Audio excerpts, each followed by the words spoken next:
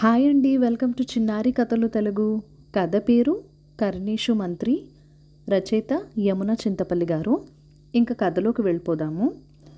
ఆ ఒక్క టెస్ట్ కూడా అనుకూలంగా వచ్చి మీ సర్జరీ త్వరగా పూర్తయిపోవాలని కోరుకుంటున్నాను. అంతా బాగా జరగాలని మొక్కుకున్నాను కూడా అంది ఊర్మిళ నా నుదుట మీద ముద్దు పెట్టుకుంటూ. తన ఈ చర్య అర్థం కాని ఆల్జీబ్రా లెక్కలా ఉంది నాకు. నిజంగా నా మంచి కోరుకుని ఉంటే ఉన్నట్టుండి తన నిర్ణయం ఎందుకు మార్చుకుంటుంది? నన్ను వేధిస్తున్న ప్రశ్న జవాబు దొరకని ప్రశ్న. లోతుగా తన కళ్ళల్లోకి చూశాను. స్ఫటికంత స్వచ్ఛంగా ఉన్న ఆ కళ్ళలో నా మీద ప్రేమ కనబడింది. తట్టుకోలేనట్టు కళ్ళు మూసుకున్నాను. మాది పెద్దలు చేసిన పెళ్ళి. మా ఇరు కుటుంబాల గురించి బాగా తెలిసిన వారు మధ్యవర్తులుగా వ్యవహరించి మాకు పెళ్లి చూపులు ఏర్పాటు చేశారు. పెద్దల సమక్షంలో పెళ్లి చూపుల కార్యక్రమం ఆరంభమైంది. పరిచయాలు పరకరింపులతో అరగంట గడిచిపోయింది. ఊర్మిళ, పైకి తీసుకెళ్లి మన పూల మొక్కలు చూపించు అన్నారు ఊర్మిళ నాన్నగారు. మాకు ఏకాంతం కల్పించడానికి ఆ ఏర్పాటని నాకు అర్థమైంది. అది మా నాన్నకి కూడా అర్థమైందనుకుంటా. అవునరా అబ్బాయి, అమ్మాయితో కలిసి వెళ్ళి మొక్కలు చూసిరా అని వంతపాడాడు. ఊర్మిళ లేచి నుంచుని రండి అన్నట్టు నాకేసి చూసింది. ఇద్దరం సాయం వేళ డాబా మీదకు చేరాం. అక్కడంతా రకరకాల మొక్కలు. ఆ మొక్కలను ప్రేమగా స్పర్శిస్తూ వాటిని పరిచయం చేసింది. తనలోని పొందిక తను పెంచుతున్న మొక్కల్లోనూ కనబడింది. తనకు మొక్కలంటే ప్రీతి అని అర్థమైంది. ఊర్మిళ సున్నితంగా వాటిని డీల్ చేసే విధానం ముచ్చటగా ఉంది. తనలో కృత్రిమత్వము వేరుకు ఏమాత్రం కనబడలేదు. అది నన్ను ఆకర్షించింది. తర్వాత మా చదువులు ఉద్యోగాల గురించి మాట్లాడుకున్నాం. మా మధ్య జరుగుతున్న మాటలు సాగిపోతున్న నీలి మబ్బులలాగా ఆహ్లాదాన్ని నింపుతున్నాయి. ఎందుకో మా నడుమ ఓ ఆత్మీయ బంధం ఆ క్షణాన ఏర్పడ్డట్టు అనిపించింది. పెళ్లి తర్వాత కూడా మీ ఉద్యోగం కెరియర్లో ఎదగడానికి నా పూర్తి సహకారం ఉంటుంది. నా మనసులోని ఇష్టాన్ని ఇండైరెక్ట్గా వ్యక్తపరుస్తూ అన్నాను. నాకు కుటుంబము బాంధవ్యాలు ముఖ్యం. పెళ్లి తర్వాత ఒకవేళ ఉద్యోగమా కుటుంబమా అని పరిస్థితి ఏర్పడితే నేను రెండో దానికి ఓటు వేసి మొదటిది వదులుకుంటాను.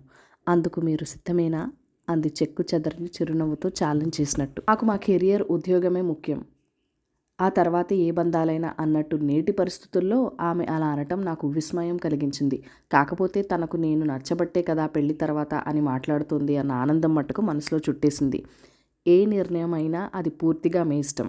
చేతిలో ఉన్న వజ్రాన్ని చేయిజార్చుకోకూడదన్నట్టు ఆతృతగా చెప్పాను. గమ్మత్తుగా నవ్వింది.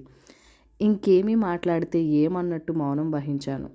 5 నిమిషాలు మీ అమ్మ నాన్నగారు మనతో కలిసే ఉండాలి, వాళ్ళని మనకి అడ్డు అనుకోకూడదు అంది మా మధ్య నిశ్శబ్దాన్ని బ్రేక్ చేస్తూ. నా వినికిడి మీద నాకే ఎందుకో డౌట్ వచ్చింది. కొంగుముడి పడిన మరుక్షణం తల్లిదండ్రుల నుండి విడమడి వేరు కాపురం పెట్టమంటున్న ఈ రోజుల్లో తను ఇలా మాట్లాడడం నమ్మలేకపోయాను. వాట్ అన్నాను నా షాక్ని ఏమాత్రం దాచుకోకుండా. కొడుకు పెళ్ళంటే కోడలు రావటం కొడుకు దూరం అవ్వటం కాదు కదా అంది నాకేసి సూటిగా చూస్తూ. నేను నేడు వింటున్న వాటికి ఆమె వినిపించిన దానికి సంబంధం లేకుండా ఉంది. నాకు ఎలా రియాక్ట్ అవ్వాలో తెలియడం లేదు. అసలు నన్ను ఇంప్రెస్ చేయడానికి ఓవర్ యాక్షన్ చేస్తోందా అనే అనుమానం కూడా కలుగుతోంది.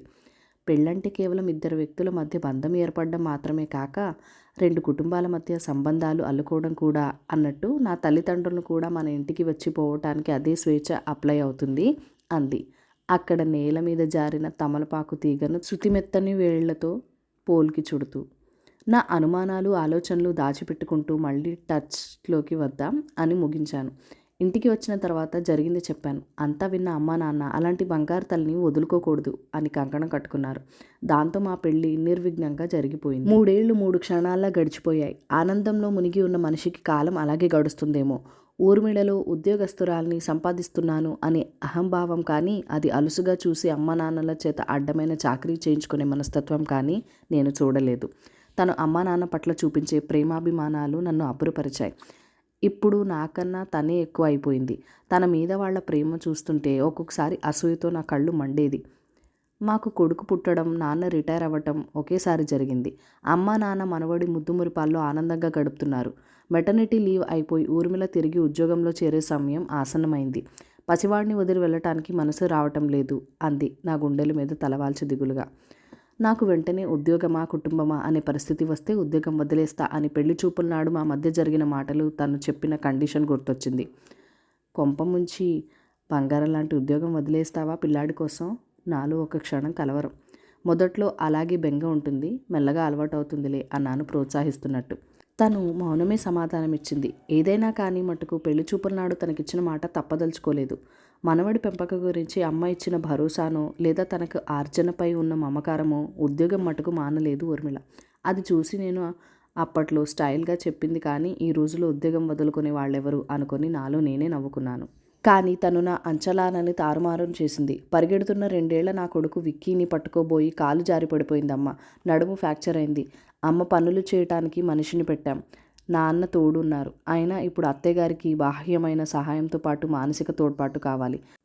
ఆవిడ పూర్తిగా నార్మల్ అయ్యేదాకా ఆఫీస్కి వెళ్ళను అని లాస్ ఆఫ్ పే, జీతం నష్టం మీద సెలవు పెట్టింది ఊర్మిళ. చెదరని ప్రేమ, చెక్కు చెదరని చిరునవ్వుతో అమ్మను దగ్గరుండి చూసుకుంది. నా ఉద్యోగంలో ఇన్వెస్ట్మెంట్స్లో కూడా తను ఇచ్చే సూచనలు అబ్బురపరిచేవి. ఆఫీస్లో కూడా డెడికేటెడ్ వర్కర్, వర్క్ హాలిక్ అని తనకి పేరు.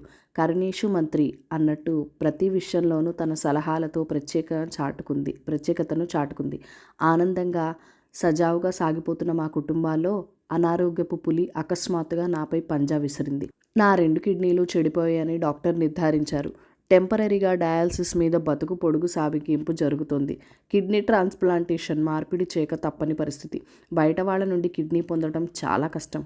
స్వచ్ఛందంగా ఎవరన్నా ముందుకు వచ్చినా అనుమానించే పరిస్థితులు నెలకొని ఉన్నాయి. పైగా ఆర్డర్ ప్రకారం వెళ్ళాలి. అక్రమాల కిడ్నీల అమ్మకం ఒక ర్యాకెట్ స్థాయి నడుస్తోందని తెలుసుగా. అందుకే కష్టంగా ఉంది. లక్ ఉంటే తొందరగానే దొరకచ్చు అని ఉన్న పరిస్థితిని వివరించాడు డాక్టర్. కిడ్నీ కోసం ప్రయత్నాలు మొదలయ్యాయి. అది అంత సులభం కాదని అర్థమైన కొద్దీ ఆందోళన పెరుగుతుంది. కిడ్నీ మార్పిడి అవసరం పెరుగుతోందని నాలో క్షీణిస్తున్న శక్తి చెప్తోంది. నాలోని కలవరం పసిగట్టో లేదా ఆరోగ్య పరిస్థితి అర్థమయ్యో కుటుంబ సమస్యలు సహకరించాయి.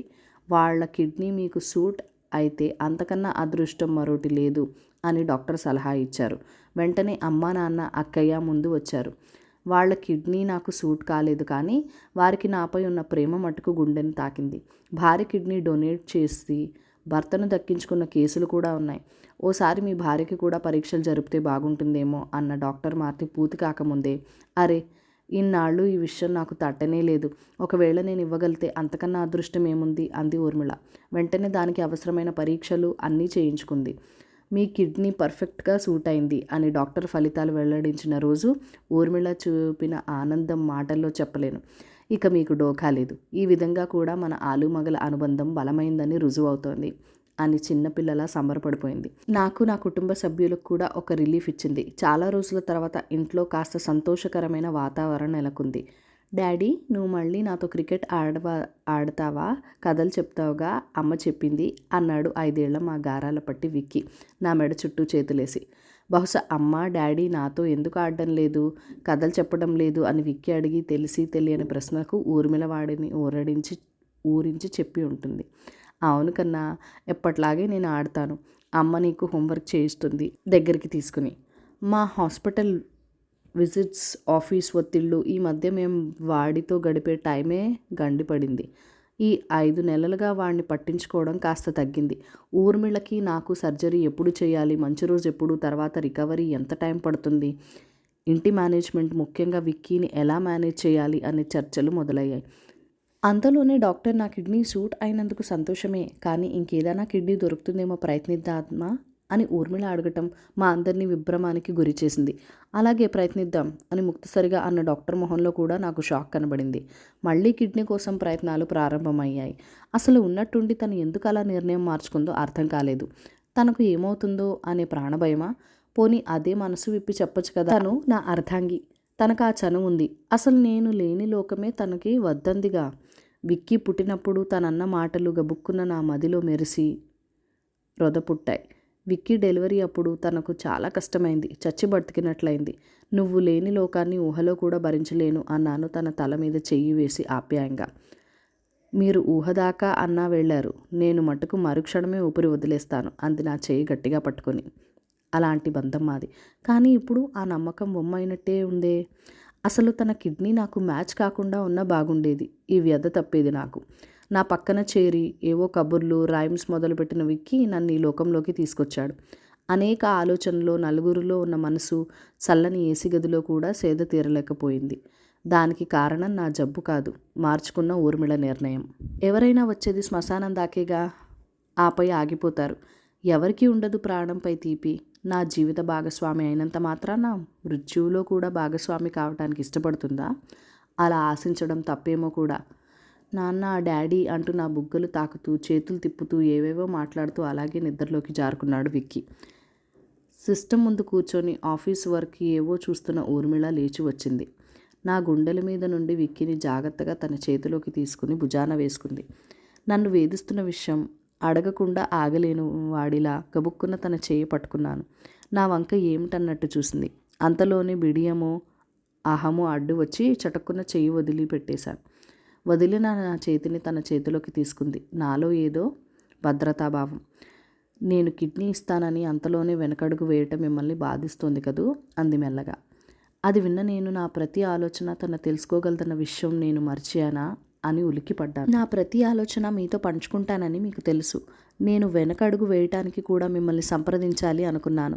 కానీ ఆ పరిస్థితిలో నా ఆలోచన చెప్పి మీలో అనవసరమైన ఆందోళనకి ఊపిరిపోస్తానేమో అని భయం, బాధ, తిక్కుతోచని స్థితి. తన గొంతులో ఆదురత. ఏదో అడ్డుపడుతున్నట్టుగా ఆగిపోయింది. మీ వ్యథ నాకు అర్థమైంది. అది మీ ఆరోగ్యానికి అంత మంచిది కాదు. ఇహ చెప్పక తప్పదు మాటలు కుంగదీసుకుంటూ చెప్పింది. మీరు నా ప్రాణం. నా ప్రాణం పోయినా పర్వాలేదు, మిమ్మల్ని రక్షించుకోవటంలో అనుకున్నాను. అందుకే కిడ్నీ ఇవ్వడానికి సిద్ధపడ్డాను. కానీ తన గొంతులో దుఃఖం. తను చెప్పబోయేది నా ఊహకి అందడం లేదు. ఊపిరి బిగబట్టి వింటున్నాను. మన ఇద్దరి ప్రాణం విక్కీ అండి. ఒకవేళ నా కిడ్నీ ఇవ్వటంలో మీరు పుచ్చుకోవటంలో ఏదైనా తేడా వచ్చి ఇద్దరికి ప్రమాదం వాటిల్లితే విక్కీ ఏమైపోతాడో అనే ఆలోచన ఉన్నట్టుండి నన్ను వేధించింది.